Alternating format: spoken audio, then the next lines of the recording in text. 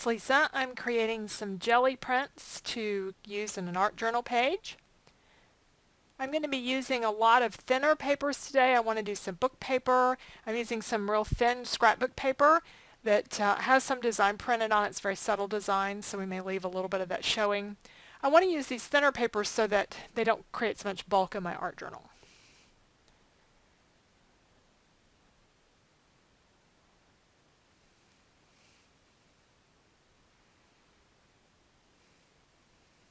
I decided for this video that I would voice over in places rather than doing the music. You can let me know what you like better. I know most art journal videos are music, and that's what I've been doing, but if that's what you like better, that's fine.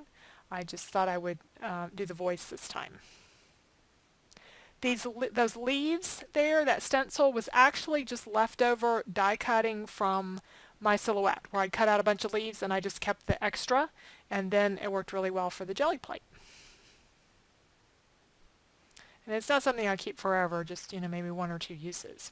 Now this, I had some kits that I was breaking down that had these little parentheses and chipboard in them, and I thought I would never use, so I glued them, hot glued them to a piece of chipboard, and then that's creating my texture on my jelly plate. A lot of these paints, there's some Martha Stewart's here, and there's a lot of golden open mediums which stay wet longer than the regular paints.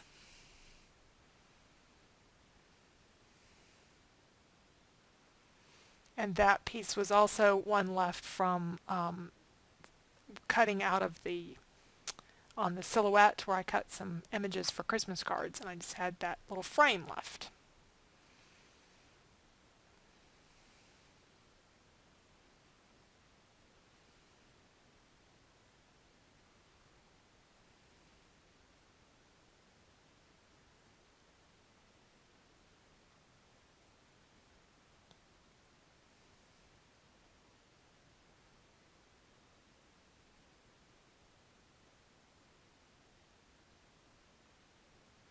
There's some Martha Stewart pearl paints, which give a wonderful shine to things. And a glue dot center, the little roller holder thing for them, makes some nice texture too.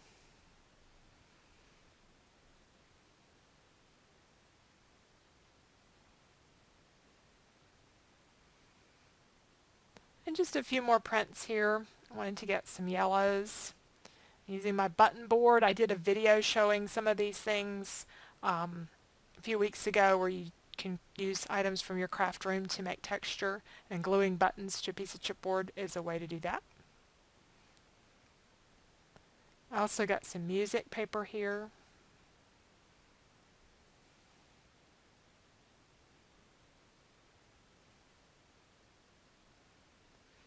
Okay, now we're going to start to put these to use on our art journal. So I've gone ahead and painted around the edges with some blue and some green paint, just so I didn't have to go all the way to the edges. And I'm going to start by tearing some of this paper and using it in the middle there to create sunrise, sunset kind of look.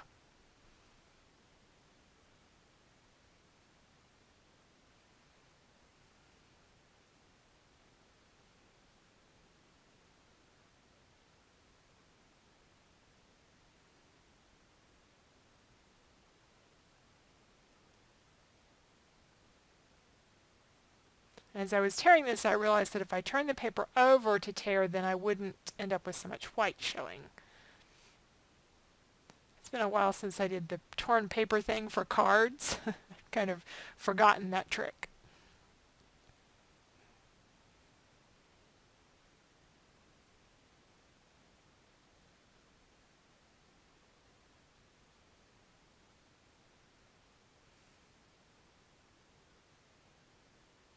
I end up with some gaps in the middle, but I go back and fill those in with just some little pieces.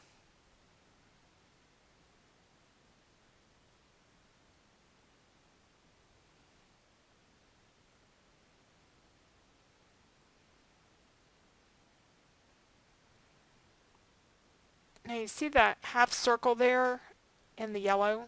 I did not plan this at all, but when I got done I realized I put the sun in. So I had the actual sunrise, and we do use that later on.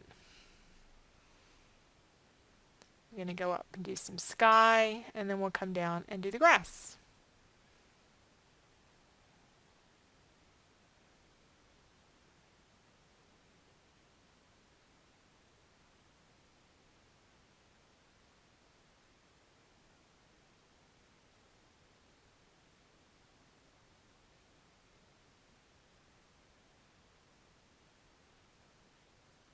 And I went ahead and cut this edge so I could have a little bit cleaner edge there where the um, the sun was coming out of the hills. That's what I was going for.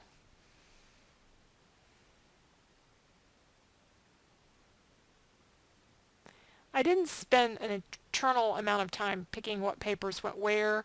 When I'm doing a canvas, I do. I spend a lot of time. But since this was my art journal page, I just did them a little more quickly.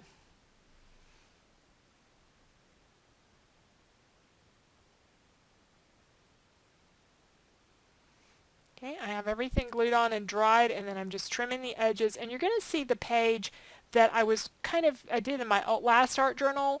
I did a house and the sky and all. I didn't do the sky with the jelly prints. I did, I think, mist. But I wasn't real happy with that house. I think mainly because I put this walkway there that sort of looked like a snake when I got it done. So I'm trying to do a better job this time. So same kind of thing. I'm just going for something a little bit, I think, a little bit better.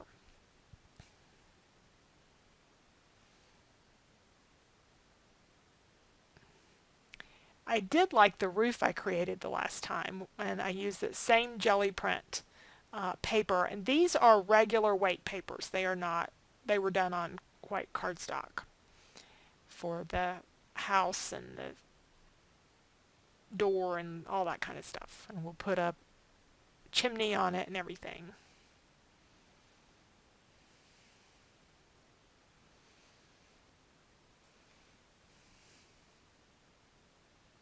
I first was going to put the door in the middle, and I decided to put it on the side and do another window down there. That's a little different than my other house. But I really liked the house from before. I just didn't like that walkway. And I really wanted to do a little more interesting background. Now I'm going to stamp some flowers on it. I did trees before, and I did like my trees. But I decided to do some flowers. And I'm going to stamp these on with archival ink. I hope the sun is not too distracting. I've gotten to that time of day in my craft room where the sun really shines in, but I think we've got at least partially blocked off there. And that archival ink will be permanent. It does take just a few minutes to dry on the Mod Podge surface. And I hadn't added a butterfly. And I'll use a pen to draw in the stems and the leaves.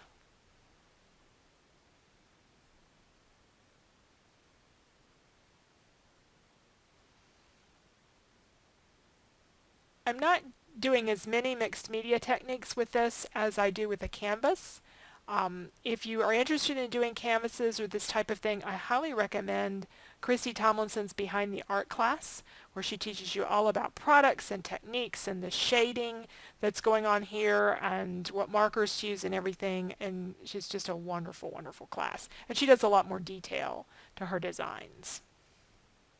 But I am using some Faber-Castell Pitt markers here. She doesn't get into jelly printing, but she does a lot with pattern paper in her class. I can't remember here if I did the shading around the outside of the house. I think I just did on the top of the house. No, I didn't shade around the outside of the house. I usually do. I don't know. I guess I just forgot this time. We're going to add a little more color. I've colored in some of the flowers, and I'm using the Pitt brush markers to do the rest of these.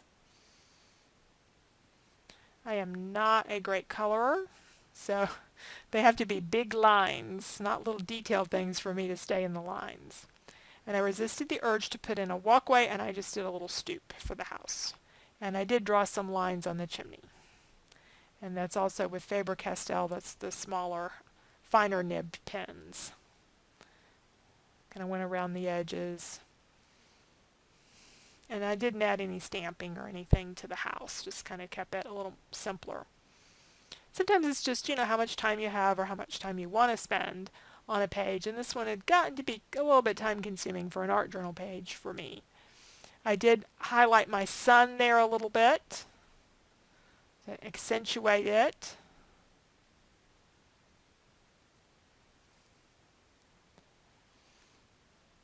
And up until this point, I really didn't know what I wanted to say, so I went to Pinterest and I looked at my quotes folder, and I had this quote that when I came across, I thought, oh, I would really love to use this one for something where I just did a sunrise, but it was so perfect for this page, I just had to use it.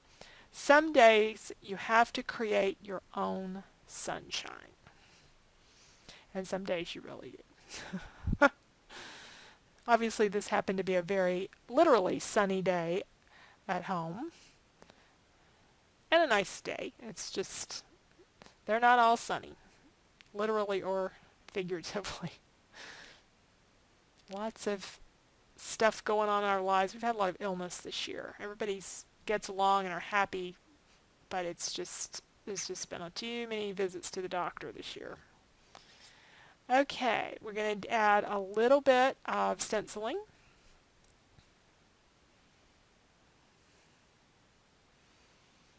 Kind of give me just a few little cloud looking, passing clouds. I don't know what clouds are what clouds are what, but just a few little ones across the top there.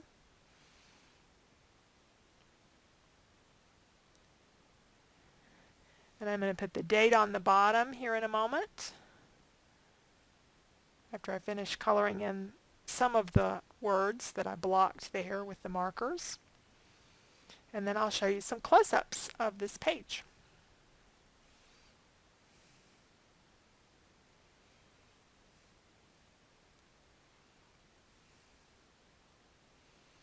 And thanks for joining me for my Happy Scrapbook page, where I got to do some jelly printing to create a background and the house as well. I hope you'll check out my blog, and if you're not a subscriber, I'd love to have you subscribe. Thanks so much.